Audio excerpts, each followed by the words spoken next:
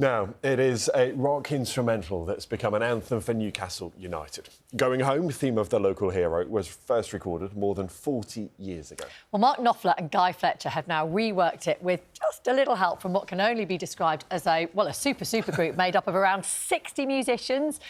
All the best guitarists and musicians, actually, from all the big bands in history, including Bruce Springsteen, Slash, Sting and Ringo Starr.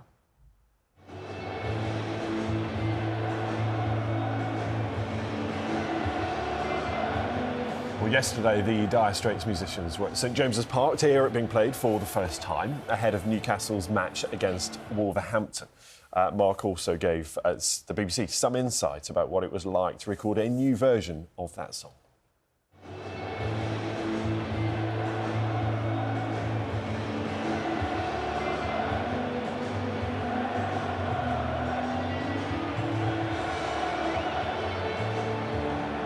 The thing is, the people's contributions were so fantastic, not just from this country. I mean, there was stuff coming in from America, from people's studios and things like that. So it was, I'd go in one day and we would have already had Jeff Beck and Eric Clapton and Pete Townsend, you name it, we had them. And then I'd come in and it'd be Bruce Springsteen would have sent a thing in, I'd be going, oh, well, how long's this thing going to be, Guy?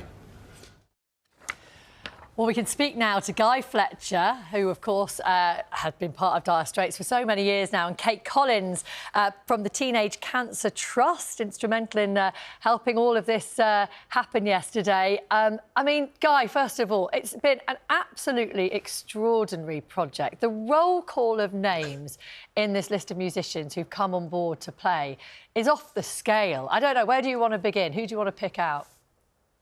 Well... Yeah, where to begin? It's been 2 years out of our lives, this project, and a very enjoyable 2 years. The highlight for me was probably Jeff Beck, obviously recently passing away. What he gave us was, I can only describe as spine chilling. But everybody, all the contributions were incredible, and it just took a long time to sort out. It was something that evolved over a long period of time, from quite humble beginnings to what we have now, which is, an 8.5 minute and a 9.5 minute track. Guy, how do you think it compares to the original? Well, we found out at St James's Park yesterday when they played it. They played 2.5 minutes of it before the team kicked off. It seemed to go down pretty well. I think, obviously, it's different because it's just guitars. I think, if you like guitars and you like any of the players that are on it, I think you're going to love it. Kate, what did you make of all of this when it was first suggested that this could be put together for the Trust? I think it's one of those things where you think, if this actually happens, this is going to be totally legendary, and it really is. It's going to help Teenage Cancer Trust change the lives of young people with cancer because of the funds it will raise for us. It's a remarkable track in its original form. To have it in this re-recorded version, helping young people with cancer across the UK and in the United States for Teen Cancer America, is something we're so grateful for. And what difference will it make, when all of this comes together with, as we said, that stellar roll call of names and musicians? This is about raising awareness, isn't it? But it's also a project about people coming together for a greater good. It's about raising awareness, and it's also about raising absolutely essential funds. So for every download of the single, that money will come to Teenage Cancer Trust in the UK, and we're the only charity able to support young people as they go through treatment through our 28 wards in NHS hospitals and 120 nurses and youth workers, making sure that young people are able to be young people first and cancer patients second, and making sure they don't face cancer alone. And without fundraising, our work can't happen. So it's vital it's raising awareness. It's brilliant to be having the conversation with you today. And I think what Mark and Guy and everyone involved in this track have done is absolutely off the scale. But it's also about raising much needed funds, because it's never been harder to raise money for young people with cancer, and they've never needed Teenage Cancer Trust more. Guy, tell us about the practicalities of actually getting this track together, because I'm guessing you obviously didn't have all the musicians in one place at any one time. They recorded it separately, and you said it's taken a couple of years. Just what was that like from a music production point of view? Challenging.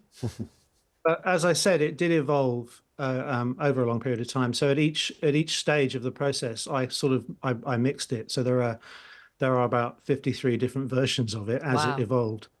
And you know, when certain larger contributions like Peter Frampton or Townsend or Clapton came on board, I kind of tried to rebuild the track because obviously there wasn't enough space on the original length.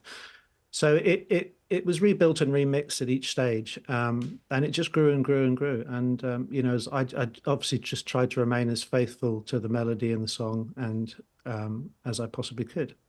Guy, and at that point, is that when you decided you would create this full 9-minute version? When you realised how much great material you had? Well, we didn't think it was going to be 9 minutes at the beginning. It just turned out that way. Yeah, in order to get everybody on that we had, because obviously once a few of the players came on board, then you know most of them know each other and know Mark, and of course know the charities. They wanted to be a part of it, so it was a wonderful feeling to get such wonderful contributions from everybody, and you know my thanks goes to everyone, and of course nobody brought their egos along.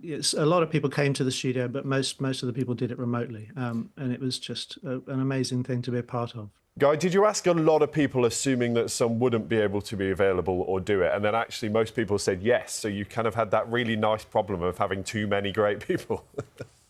Yeah, we had too many, but a lot of people we asked couldn't do it for whatever reason. You know, they were touring or busy.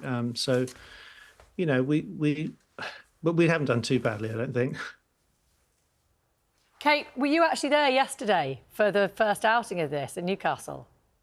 I was also lucky enough to hear it on Friday evening, the full 9 minutes, and actually to be able to sit in a room of people listening to that, goosebumps, and everyone sitting in silence, just soaking it up. And you can hear every different artist. If you know your guitarists, you hear them come on, you think, I think I know who that is. It's just absolutely spine tingling. And the fact that people have put kind of egos to one side to make a difference to young people with cancer is really, really something else. That's a great music nerd's game, isn't it? Sitting there, listening to the 9 minutes, picking out each guitarist individually. I can see that one. Many a good pub quiz, definitely. Yeah, absolutely. Definitely. Well, listen, thank you so much, both of you, for coming on this morning to talk to us about Pleasure. it. Phenomenal achievement by you and Mark, Guy. Thank you so much, and best of luck with the project for Teenage Cancer Trust. It's an incredibly worthwhile cause, as people will support it. Thank you.